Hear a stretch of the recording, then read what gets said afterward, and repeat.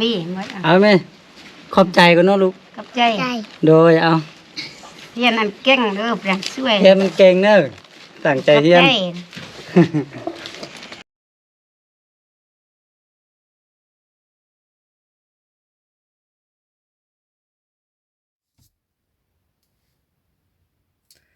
สบายดีพ่อแม่พี่น้องยินดีต้อนรับทุกท่านบ่ว่าจะอยู่ในประเทศต่างประเทศบาวลีก็ขอต้อนรับเข้าสู่ช่องของบาวลีอีกคือเก่าคือเดิมพ่อแม่พี่น้องกะมาพบพ่อกันในมื้อนี้เนาะอยู่ที่เมืองผาอุดมแขวงบ่อแก้วแล้วล่ะเนาะกลับมาจากการไปเฮ็ดภารกิจอยู่ต่างแขวงกับทีมงานเฮาเนาะก็พอดีมีทางแม่ฮักของบาวลีเนาะเพิ่นอยู่ทางลอสเวกัสเนาะอยู่ทางสหรัฐอเมริกาเพิ่นได้เห็นคลิปของครูดอยเนาะก็คือมีน้องผู้หนึงเนาะชื่อว่าน้องเมย์น่ะตอนนี้ก็อยู่กับพี่น้องซื่อๆเนาะส่วนแม่ก็ไปรับจ้างและก็พ่อก็บ่ฮู้ว่าไปทางใดน่ะก็สงสารน้องเนาะก็เห็นบ่สบายเห็นเป็นหวัดเป็นไอนะเนาะเฮาก็เลยว่าอยากเข้าไปเยี่ยมยามถามข่าวมื้อนี้บ่าวลีจะเอาเครื่องไปฝากไปตรวจก่อนไปเบิ่งอาการของน้องเนาะว่าอาการน้องจะเป็นจังใดดีขึ้นบ่หรือว่าบ่ดีนะถ้าหากว่าบ่ดีเฮาก็จะได้นัดกับน้องเมย์ว่ามื้ออื่นเฮาจะพาน้องเมย์ไปกวดเนาะอยู่ที่โรงหมอก็ถ้าหากว่าดีก็แล้วไปเนาะก็มื้อนี้สำหรับคลิปนี้แม่นจะเข้าไปเยี่ยมยามถามข่าวก่อนเนาะพร้อมกับมีของฝากของตอนไปฝากไปตอนน้องเล็กๆน้อยๆเนาะก็โอเคส่วนว่าน้องเมย์อาการของน้องเมย์จะเป็นแนวใดแล้วก็ผู้ใหญ่ใจบุญที่ส่งเงินมาเพื่อพาน้องเมย์นี่ไปรักษาคือทานใดก็ไปติดตามรับชมไปลุ้นพร้อมๆกันเนาะว่าน้องเมย์จะดีขึ้นบ่ก็ในใจเขาก็อยากให้น้องดีขึ้นนั่นแหละเนาะโอเคเดี๋ยวเขาเข้าไปหาน้องเลยเนาะโอเคเนาะพ่อแม่พี่น้องตอนนี้เขาก็เดินทางมาฮอดเพื่อนที่น้องเมย์อยู่เป็นที่เรียบร้อยนะน้องเมย์มาอยู่นำเอื้อยห่วมเนาะนี่นั่งนี่เขาบอกน้องเมย์มานั่งนี่สบายดีแม่สบายดีโดยเลิกโรงเรียนแล้วเข้าอยู่ป.หยังแล้วเดี๋ยวนี้ป.1ป.1เอาจักปีแล้วเด้น้องเข้าห้องบ่อันลูกได้จักปีแล้วเด้เมียได้จักปีแล้วเด้บ่ฮู้7 ปีไอ้ห่วมห้องมาใส่ไว้7 ปีซั่นไอ้ห่วมมาพี่ด้วยไอ้ห่วมห้องไอ้ห่วมมาอยู่นำนี่น้องก็ยังเป็นไออยู่ว่ะบ่ไอแล้วดีแล้วติอินไปยังเลยเพิ่นห้องใส่อินน่ะแม่ดีแล้วอินเลยไปโรงเรียนทุกมื้อแล้วก็ตอนนี้ให้ทางไอ้ห่วมมาอยู่นำสบายดีไอ้ห่วมสบายดีโดยอันแม่นี่ไปโรงเรียนทุกมื้อไปทุกมื้อเนาะยำไอ้คาด3มื้อบอกครูเป็นไอตั้งแต่เดือนแล้วพุ่นน่ะแม่เนาะเห็นแชทมาหาเฮาตั้งแต่เดือนที่แล้วเนาะเดี๋ยวนี้เป็นจังได๋ดีแล้วดีแล้วไปกินยามาก็ดีบ่ไอแล้วติบ่เฮาคิดว่ายังเป็นไออยู่เฮาก็เลยแวะมาเบิ่งน่ะดีแล้วถ้าบ่ดีแล้วเฮาสิเอาไปโรงหมอดีแล้วดีเนาะไปโรงเรียนทุกมื้อแล้วติไปซุมื้อเป็นจังได๋มาอยู่นี่ก็ฟังความอยู่ยำฟังบ่ฟังยำบ่ฟังบ่ฟังเล็กน้อยอันเดี๋ยวนี้อันแม่น้องเมย์มาแม่นะมาไปทางไหนได้เดี๋ยวนี้น่ะบ่ไปแบกไม้กันพี่อ้ายดิแบกไม้ให้พี่อ้ายไม้หยังเด้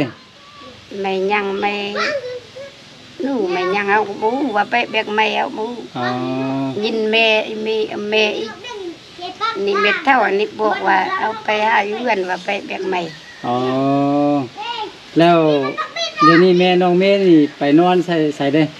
นอนเฮือนเม็ดเท่านี่เม็ดเท่าอีมีนอนอยู่ให้แม่เฒ่าอันนอนอยู่ให้แม่เนาะแม่แล้วน้องเมย์มาอยู่น้ำเอื้อยอยู่น้ำเอื้อยนี่เป็นจังได๋ได้คือว่าให้มาอยู่น้ำเอื้อยเด้อยู่นี่เฮียนยำแม่บ่อยู่นี่ แม่บ่อยู่แม่ไปชอกเงินไปจ้างไปแบกกล้วยบ่มีอีมีว่าอยู่พุ่นยามได้แบกกล้วยก็ได้ข้าวกินยามบ่ได้ก็บ่ได้มีน้องได้2คนนี่ อ๋อ บ่มีให้บ่มีหน้ามีที่ไปจ้างนี่ มีไทยเฮือนหลายคนเนาะ อืม ก็เลยว่ามาอยู่น้ำเอื้อย อืม แต่บ่มีคนอยู่แด อืม อ๋อแม่อยากเข้าโรงเรียนติอยากเข้าเนาะโดยจังแนว โดย อ่าแต่ว่าแม่นี่เว้าภาษาลาวได้อยู่ได้เนาะ บ่ได้ บ่ได้ เออกัน แต่ ได้ ว่าเขา ว่าบ่ เฝ้า ได้ นำก็ยังอันนั้นยังได้อยู่อยู่ป .1 แล้วอยากเข้าโรงเรียนเนาะ อืม เป็นอะไรแม่ของน้องเมธนี่มักไปจ้างติ จ้างไปจ้างส่งเงินไปจ้างได้ก็ซื้อเก้าซื้อเครื่องลูกบ่ไปเฮ็ดจะได้ส่วนบ่มีให้บ่มีบ่เฮ็ดไปจ้างมีที่ไปจ้าง โดย นี่พวกก็ว่าบ่จวบไปส่งเทื่อบ่จวบไปทางใด พ่อของน้องเมธนี่บ่เห็น ไปตุจ้างอยู่เมืองนั่นบ่เห็น สองบ่เห็นเลย อืม อืม ไปจ้างทางใด บ่ซั่นบ่เห็นโดนละบ่เห็นกันโดนละพอน้องเมธกับแม่น้องเมธน่ะ ยามน้องมีอยู่พุ่นก็ยังอยู่นํกันนั่นนี่ว่าไปว่ามาจวบกัน บ่จวบแล้ว อืม ได้จักเดือนแล้วฮอดปีแล้วบ่ บ่ฮอดปีคือ2-3เดือนนู้ยามว่าบ่จวบไปทางใดสิ อ๋อ บ่อยากเลี้ยงลูกจังนี้อยู่เป็นหยังเอาบ่ เอาบ่ซั่นพอน้องเมธนี่เป็นคนอยู่ไสเด้ คนบ้านนี้ คนบ้านนี้นี่เนาะแม่ บ้าน เด้ เนื้อพุ่น แม่ก็เป็นบ้านนี้เนาะ แม่มีก็แม่นคนบ้านนี้ อ๋อแล้ววันนี้พากันไปจ้างอยู่สวนกล้วยจีน จ้าคนอื่นก็เฝ้าเฝ้า2ปีที่ทุกบ่ได้เงินนี่ อ๋อ เพราะว่าพาเมียเฮ็ดแนวใดอยู่ แล้วเดี๋ยวนี้แม่น้องเมธนี่กลับมาเฮือนแล้ว กลับมาเฮือนแล้วมื้อนี้ไปเบียกใหม่ อ๋อ มาได้4-5วันโอ้10โอแต่ยามเอาทั่วยาม เอามาตั้งแต่ตอนนั้นพุ่น อืม อ๋อโดย อันนี้เงินสิหมดโอ้ว่าเงินบ่หลานมาซื้อของกินก็บ่มีซื้อข้าวซื้อน้ำนี่ แม่น้องเมธน่ะ อยู่คือสิกินน้ำเม็ดเท่านี่ โอ้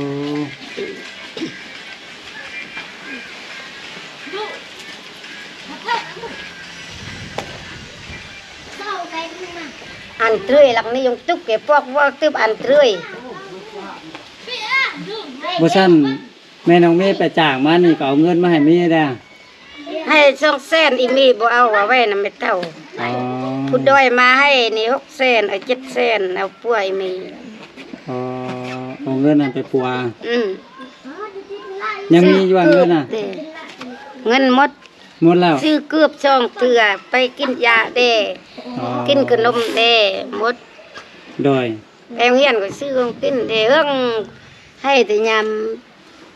เงินมันยังเงินเงิน12เงิน11อะไรหยังเงิน11 บ่ซั่นเครื่องนักเรียนน้องเมธก็ยังมีอ่ะ มีอันผู้ด้อยซื้อให้ มีจักสุดเด้ 2-3สุดโอ้ยส่งยาวนี่ก็มีคู่อันนี้บ่เห็นไปไว้กันไม่เต้าดีตะปลาส่งก็ส่ง บ่มีส่งมีแต่เสื้อติ อืมเสื้อนักเรียนก็มี มี สุด มี สิ้น 2สุด สองชุด สิ้นกับเสื้อชุดหนึ่งกับกระโปรงชุดหนึ่ง อ๋อ ส่งยาวในชุดหนึ่งสาม เกือบได้มีจักคู่ได้แม่ เกือบเราซื้อผู้ดอยซื้อคุณ คู่ นึก เดียว เอาซื้อสองกู้ เขามี3คู่ ซื้อ แล้ว มันกูให้อันเขาซื้อไม่นี่ อ๋อ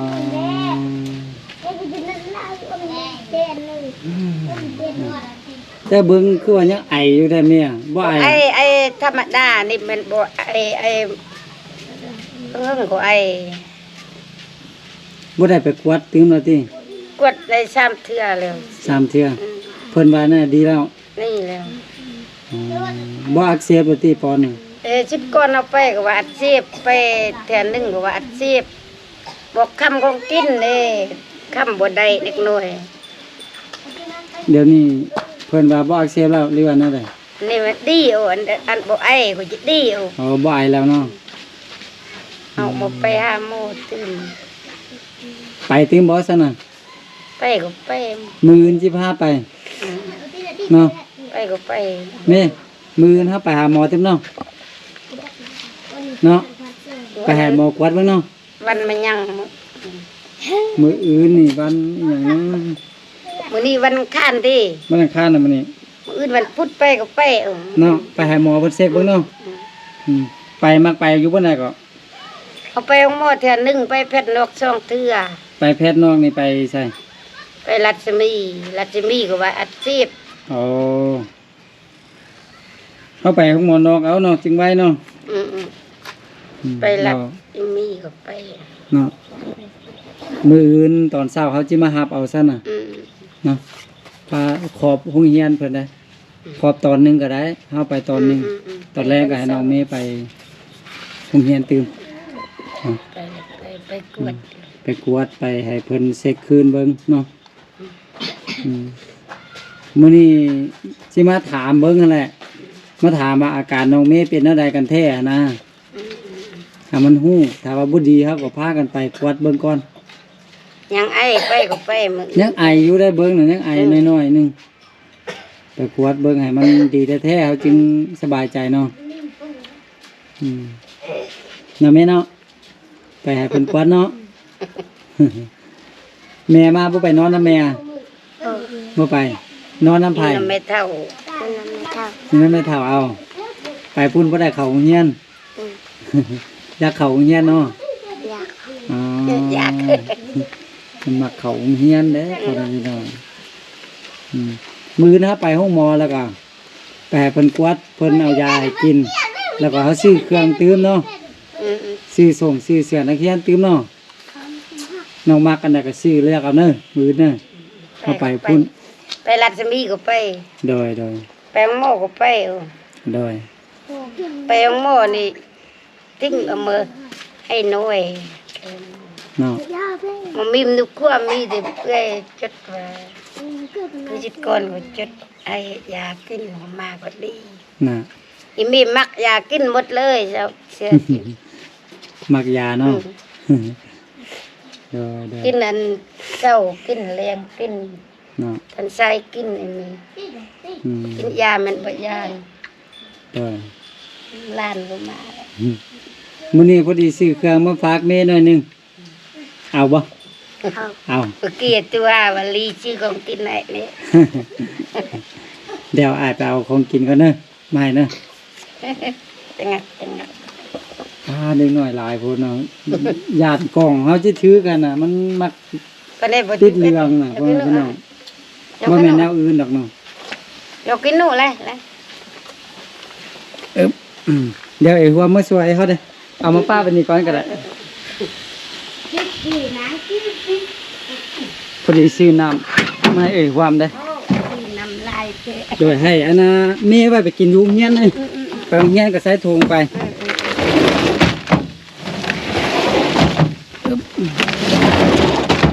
ได้เลยนะ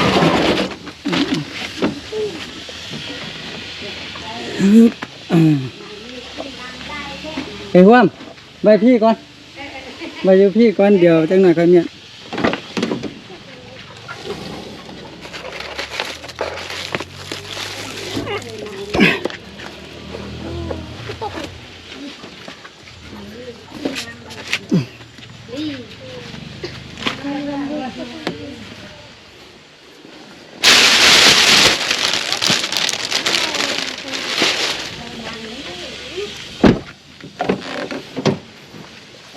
มียาอยู่นี่เนาะซื้อยาอมมา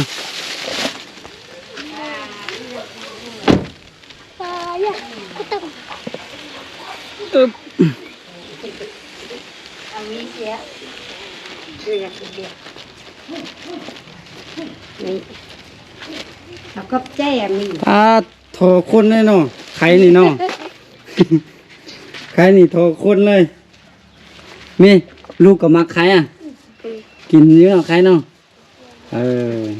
น้ำมันพืชเราก็ไม่กินจัน แม่เนาะน้ำมันคือไม่ต้องกินเลยเป็นไอ ใช่ละล่ะ แม่นแหละ นี่มือ อันนี้ขนมเบิ่งอึ๊บ นี่ นี่มือกันปื้อ นี่นมโอ้งัวตัวนี้มันยามมันอย่างนี้แล้ว แต่ว่า นี่ขนมเด้เอาไปกินไปเฮียน มันแบบปื้อน่ะนี่ลื้อน่ะนี่ อันนี้เป็นขนมเอาซื้อขนมอันนี้มันเนื้อยังไอนี่มัน ไอ้มืออื่นไป แม่นพากันไปห้องหมอตื่นดีแล้วนี่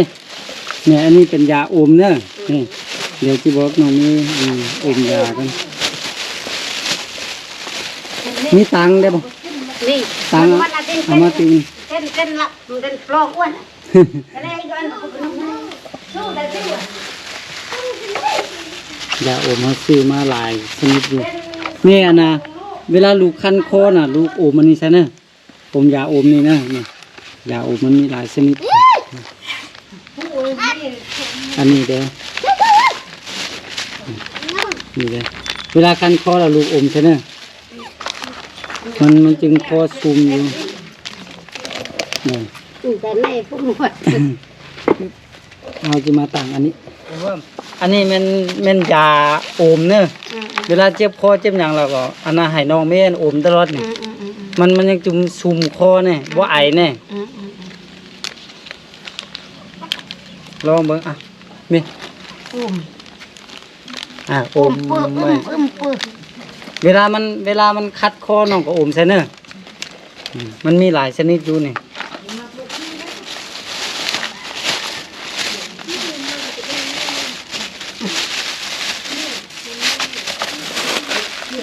เอาไว้อมเนอะ เราขอบใจ อันนี้แม่นม ลมเชื่อมกัน นมอันนี้นะน้องกินทุกเช้าทุกแรงเนอะเอาลองกินเบิ่งดู ขนมก็น่าเชื่อมกันนี่ นี่พ่อแม่เป็นออกเป็นโอเมก้าเนาะซื้อมาแก๊สหนึ่ง อันน่ะปื้อน่ะเฮียนอันนั้นนึงปั๊มปุ๊ปั๊มมือบ่เลย ไปห่วงอันนี้นะเอาให้อันนั้นน้องเมย์กินทุกเช้าทุกแรงนะ พูดตะกอง อันตอนเช้า โดย ตอนเช้าปองหนึ่งตอนแรงปองหนึ่งเนอะเนาะเดี๋ยวนะใช่น้องเมย์กินเลย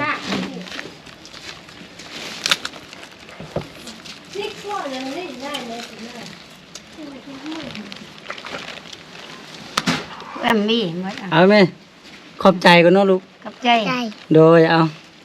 เฮียนอันเก่งเด้อเปลี่ยนช่วย เฮียนมันเก่งเนอะตั้งใจเฮียนแซ่บอยู่อ่ะโน้มอ่ะ เอาแซ่บ มันจะบ่หวานเนอะมันเป็นรสจืดมันอันอายต่างซื้อมาแบบนี้ถ้าว่าเอาอันบานมามันเจ็บคอซื้ออันตัวนี้มาเอามันไว้บำรุง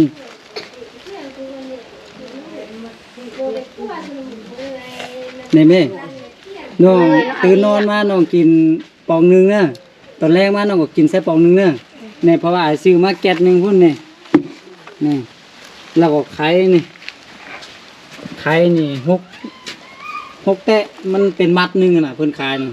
เพิ่นขายมัดหนึงแล้วก็มีน้ำดื่มเนี่ยน้ำดื่มมันนี่เวลาน้องไปโรงเรียนน้องก็ใส่ถุงไปกินอยู่โรงเรียนเนอะบ่ต้องให้คอแห้งเนอะถ้าคอแห้งแล้วน้องปวดไอนี่อันนี้แม่นทั้งหมดทั้งมวลนี่แม่นมีผู้ใหญ่ใจบุญเพิ่นส่งมาก็คือทางนั่นนี่ความผู้ใหญ่ใจบุญเพิ่นส่งมาให้น้องเมย์น่ะก็คือมีทางแมคคันนี่อยู่ทางลอสเวกัสสหรัฐอเมริกานั่นแหละเพิ่นส่งมา$300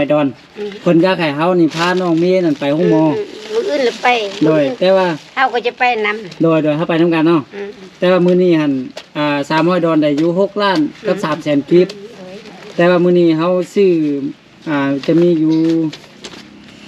น้ำดื่มนี่4แพ็คเนาะแพ็คละ60,000 240,000ไข่ไก่มัดหนึงไข่ไก่นี่พุ่นต้มให้น้องเมย์กิน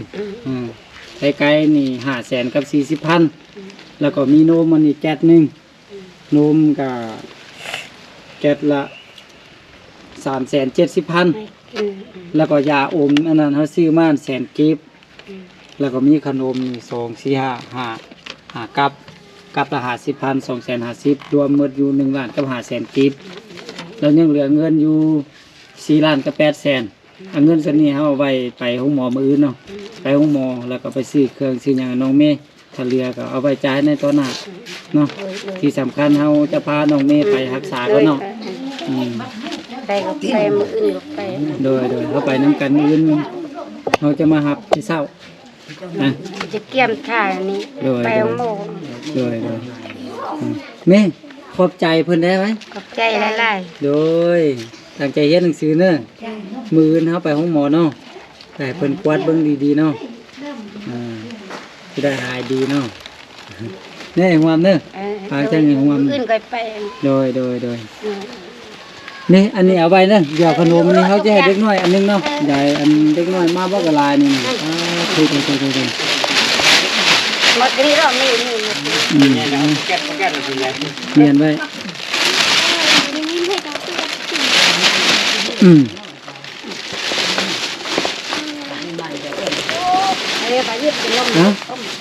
ขอบใจเด้อเห็นนั่นนี่ขอบใจเฮ็ดเบิ่งเอาขอบใจก็ให้เลยขอบใจโดยเอาโดยมาเอาไว้มาขอบใจได้ลูกโอ้เอานะเอาวะเอาโดยเอามาเอาไว้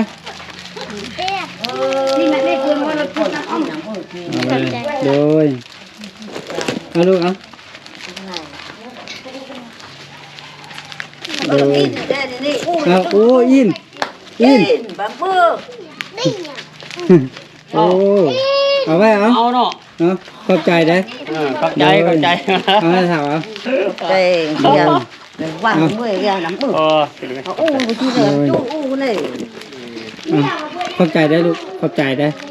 แค่นี้ขอบใจโอ้เด็กน้อยยังมาอยู่เอาไว้นะลูกขอบใจเลยเนอะโดย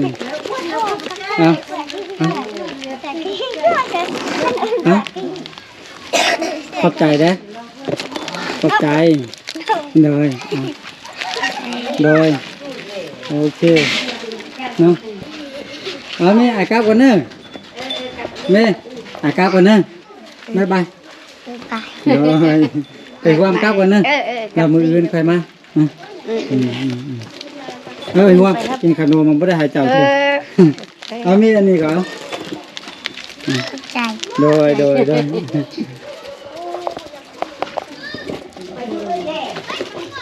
กะโอเคพ่อแม่พี่น้องเอ้ยเนาะตอนนี้กะเฮากะมาหาน้องเมย์เป็นทีเรียบร้อยเนาะกะก่อนอื่นเมื่อเฮากะมาถามเบิ่งข่าวของน้องเมย์ก่อนเนาะว่าเป็นจังใดน่ะดีขึ้นแล้วบ่นะตามที่เบิ่งอาการเนาะกะถือว่าดีขึ้นหลายพอสมควรน้องจะบ่ไอหลายนะแต่ว่าก็ยังมีไออยู่น้อยนึงเนาะมื้ออื่นเฮาจะพาน้องเมย์เนาะไปห้องหมอไปกวดไปเช็คเบิ่งตัวจริงไปเป็นเอ็กโกเบิ่งเนาะเพราะว่าไปในสุดที่แล้วทางหมอเพิ่นว่าปอดอักเสบน่ะเนาะก็เลยว่าจะพาน้องไปกวดทึมเท่านึงให้หมอเพิ่นเอ็กโกเบิ่งเนาะว่าปอดดีขึ้นแล้วบ่นะตามที่เฮาสังเกตก็ดีขึ้นอยู่พ่อแม่พี่น้องเนาะแต่ว่าเป็นอะไรก็ที่แท้ๆก็ไปให้หมอเพิ่นกวดเบิ่งตัวจริงนี่แหละเนาะ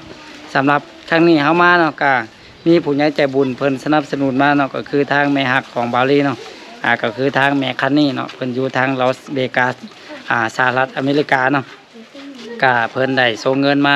ตามที่บาลีได้ระบุไว้อยู่ในคลิปเนาะก็เงินที่ยังเหลือก็มื้ออื่นเฮาจะเอาไว้เป็นค่าใช้จ่ายในการไปโรงหมอนอกจากนั้นเฮาก็จะซื้อเครื่องน้องเมย์ส่วนที่เหลือก็มอบให้น้องเป็นทุนการศึกษาเนาะก็โอเคสำหรับคลิปนี้ก็ขอบใจทางผู้ใหญ่ใจบุญเนาะคอยเพิ่นจงอยู่ดีมีแฮงอยู่ดีมีสุขร่ำรวยสุขภาพร่ำรวยเงินทองนอนหลับก็คอยได้เงินหมื่นนอนตื่นก็คอยได้เงินแสนแบนมือก็คอยได้เงินล้านเนาะสาธุโอเคพ่อแม่พี่น้องก็สำหรับคลิปนี้บาวลี่ก็ขอบใจทุกท่านที่เข้ามาติดตามรับชมเนาะก็ขอให้ทุกคนทุกท่านจงอยู่ดีมีแฮงอยู่ดีมีสุขร่ำรวยสุขภาพร่ำรวยเงินทองประสบผลสำเร็จในหน้าที่การงานทุกประการเนาะสาธุ สำหรับคลิปนี้เบาลีขอตัวลาไปก่อนเนาะแล้วพบกันไหมในคลิปต่อไปส่วนว่าจะเป็นคลิปใดและอยู่ใส่ก็อย่าลืมให้กำลังใจกันคือเก่าคือเดิมสำหรับคลิปนี้ขอตัวลาไปก่อนเนาะแล้วพบกันไหมสบายดี